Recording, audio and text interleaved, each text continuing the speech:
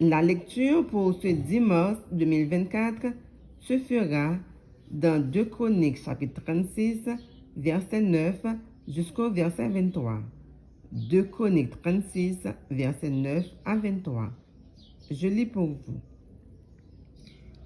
Joachim avait 18 ans lorsqu'il devint roi. Il régna 3 mois et 10 jours à Jérusalem. Il fit ce qui est mal aux yeux de l'Éternel. L'année suivante, le roi Nebuchadnezzar le fit emmener à Babylone avec les ustensiles précieux de la maison de l'Éternel. Et il établit roi sur Juda et sur Jérusalem Sédécias, frère de Joachim. Sédécias avait 21 ans lorsqu'il devint roi, et il régna 11 ans à Jérusalem. Il fit ce qui est mal aux yeux de l'Éternel, son Dieu, et il ne s'humilia point devant Jérémie, le prophète qui lui parlait de la part de l'Éternel. Il se révolta même contre le roi Nebuchadnezzar, qu'il avait fait jurer par le nom de Dieu, et il raidit son cou et endurcit son cœur, au point de ne pas retourner à l'Éternel, le Dieu d'Israël.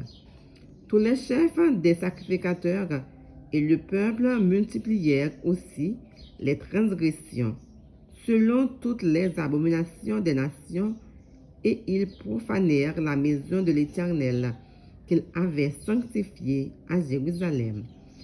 L'Éternel, le Dieu de leur père, donna de bonne heure à des envoyés la mission de les avertir, car il voulait épargner son peuple et sa propre demeure. Mais ils se moquèrent des envoyés de Dieu.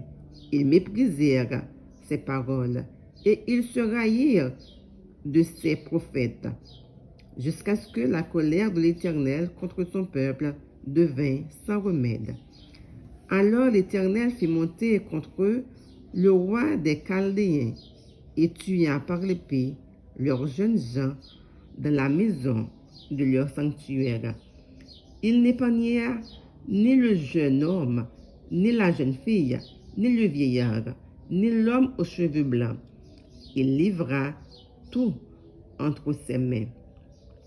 Nebuchadnezzar emporta à Babylone tous les ustensiles de la maison de Dieu, grands et petits, les trésors de la maison de l'Éternel et les trésors du roi et de ses chefs. Ils brûlèrent la maison de Dieu. Ils démolirent les murailles de Jérusalem.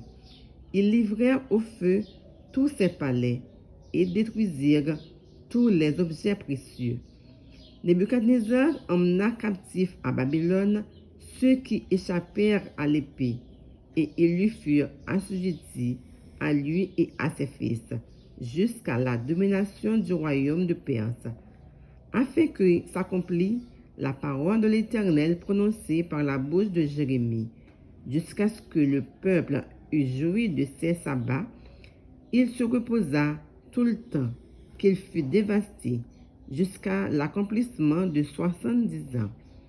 La première année de Cyrus, roi de Perse, afin que s'accomplisse la parole de l'Éternel prononcée par la bouche de Jérémie.